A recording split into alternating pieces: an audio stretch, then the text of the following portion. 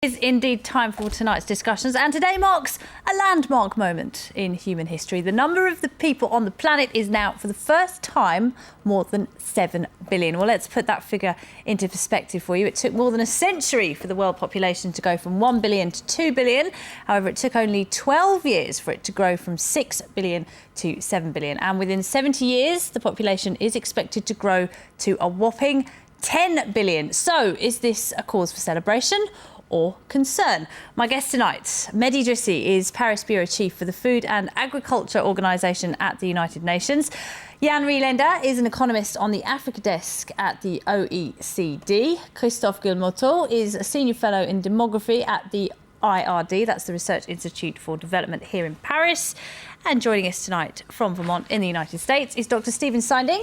He's a former Director General at the International Planned Parenthood Federation.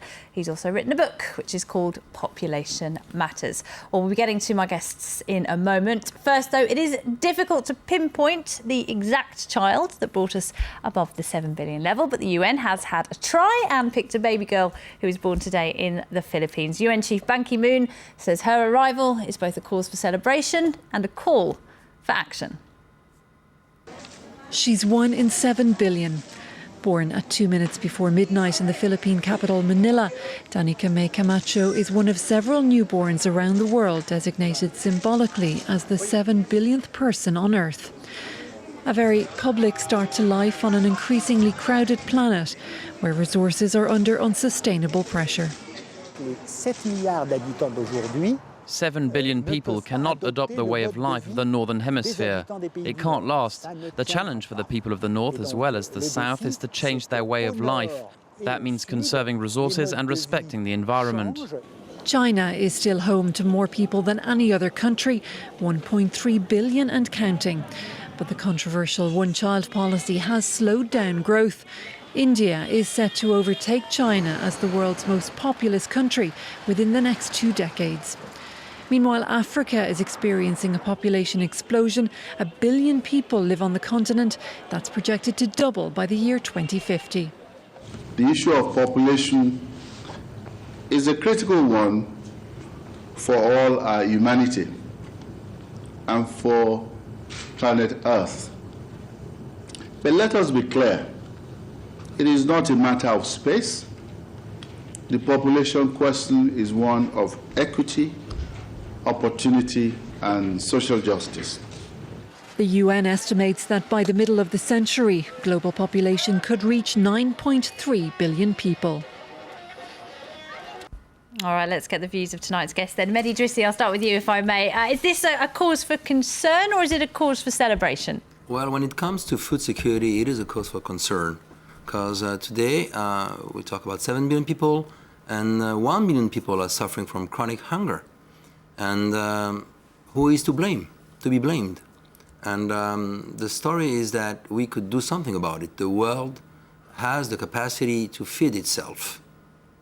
But as you can see, we're not doing what has to be done. All right, obviously a lot of challenges being thrown up by that number. We will come back to that later in story, but first let's turn to our demographer, Christophe Guillemotteau. I'd like to talk about how we got to this number in the first place, 7 billion, as we saw in that report and we saw in the graphics before. The number has grown substantially over the past 50 years, 4.5 billion added to the world population. Why is population growing so quickly? Well, mainly for good reasons, which is a decline in mortality levels, that the average length of life is now longer than ever.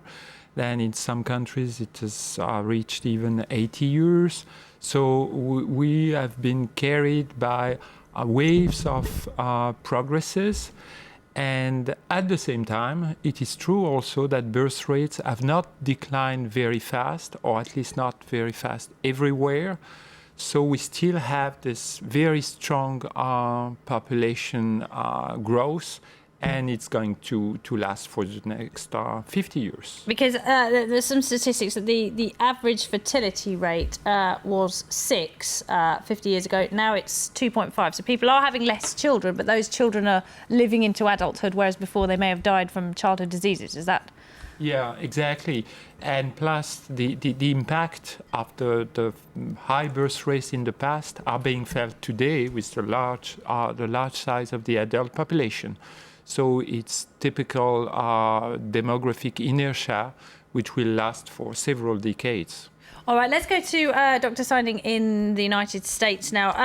Dr. Seidling, a lot of this is about education, isn't it? And a lot of women don't have any choice or any say over how many children they have. There's a big problem with people having access to information about family planning, isn't there? Yes, both things are true.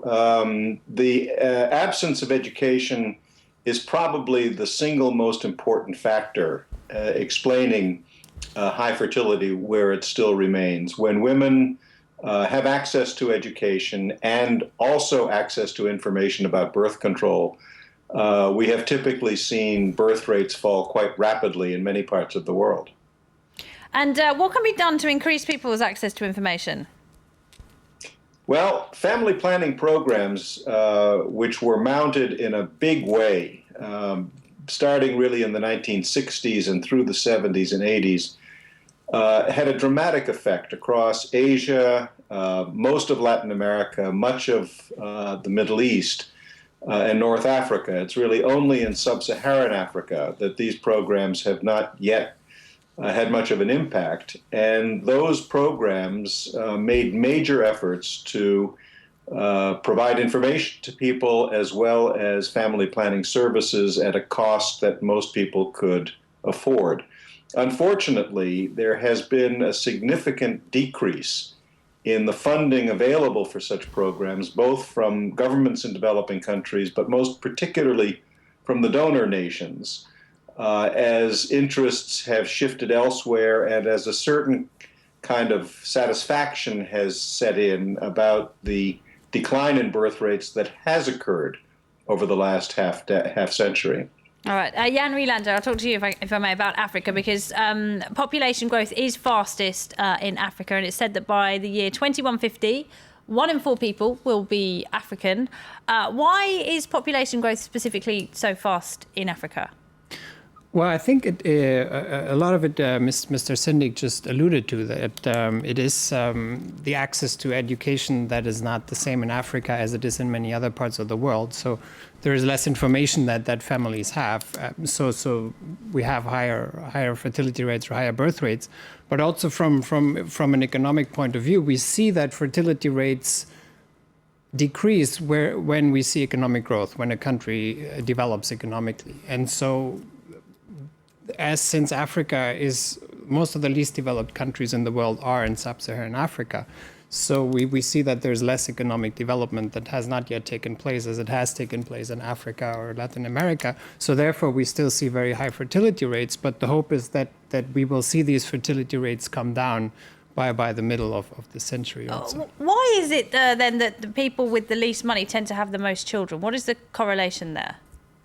I think the correlation really is the education. That education is very important. About contraception or about education economics in general, and then especially education in terms of, yes, as Mrs. Seidling alluded to, education about family planning, knowledge about family planning, but also education in general, which will help family planning to get more accepted. We just, when you look at the numbers between access to education, then you can see that there's a strong correlation with a decline in fertility rates. And since economic growth is very much linked to growth in education, because where there's economic growth, there's more tax income, the government has more money to pay for education, so you have more education for the population. So those are some of the linkages.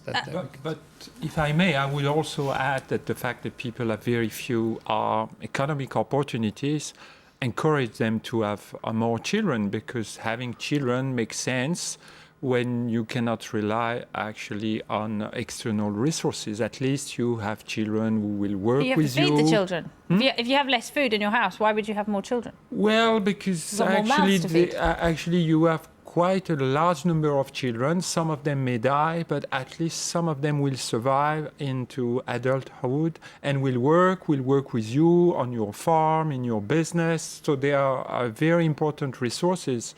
And unless people are given alternatives, of course, they will keep on trying to have children. So it's about the provision of labour. Mehdi Jussi, in Africa, is the rapid population growth actually having a detrimental effect on attempts to reform the economy and reduce poverty?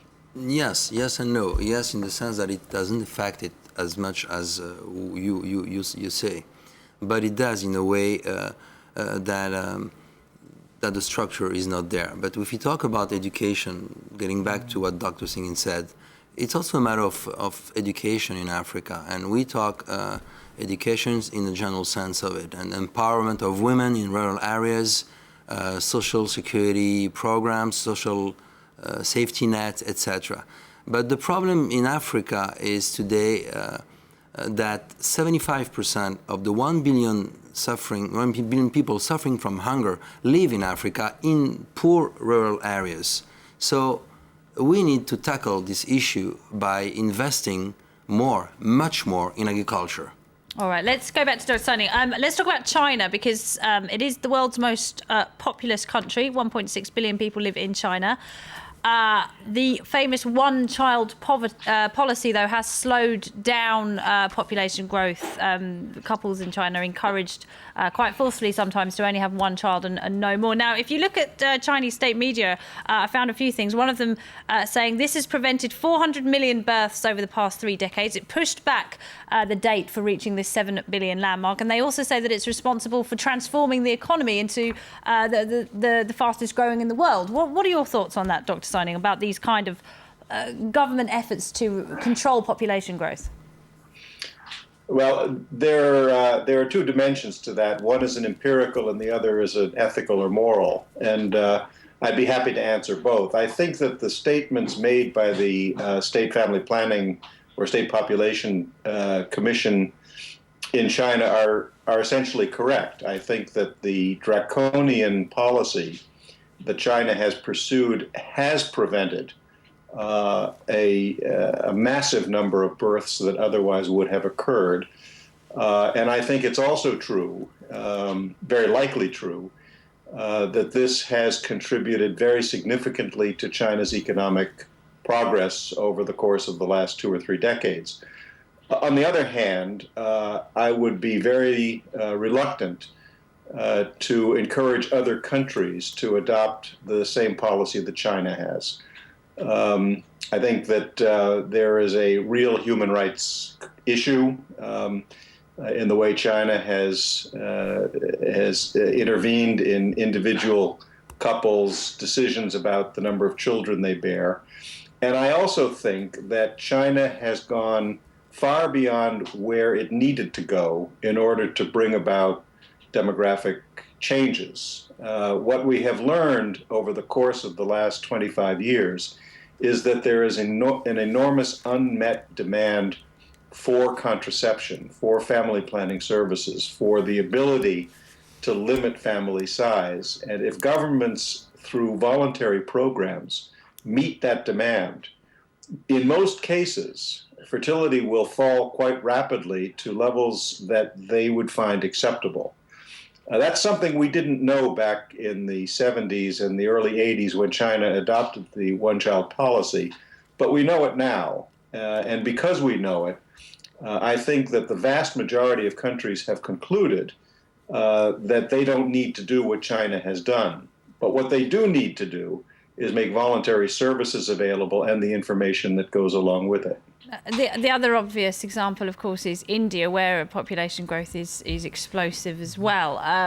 Do you see any similarities there between China and India? And there's also a similarity is the gender bias, isn't there? Because a lot of Chinese and Indian families want to have sons rather than daughters. Well, the comparison is very, very interesting because in parts of India, especially South India, fertility declined as fast as in China without any drastic population policy. So people voluntarily, spontaneously went for fertility reduction. So that is possible. But in the rest of India, with a much lower level of education, we didn't see that happen. And the government actually tried to introduce a very aggressive provisions to limit the birth rates. And because India is a democratic country, the government failed. That was in the 70s, and then they didn't do much.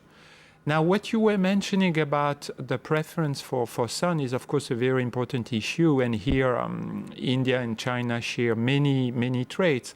But that's something we couldn't see before because fertility was high, so people didn't have to go for sex-selective abortions. But now that fertility is low, if people really insist on a son, well, they go for prenatal sex selection. We see that in India, in China, but we see that also in Eastern Europe, in several countries. So it's good. It's becoming now a global phenomenon. And presumably that will reduce fertility in the long term when you've got more men than you have women.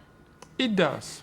It does, but it may also bring social unrest because we know by now that 10 to 15% of these men who are just boys today won't be able to marry, or at least they won't be able to marry women.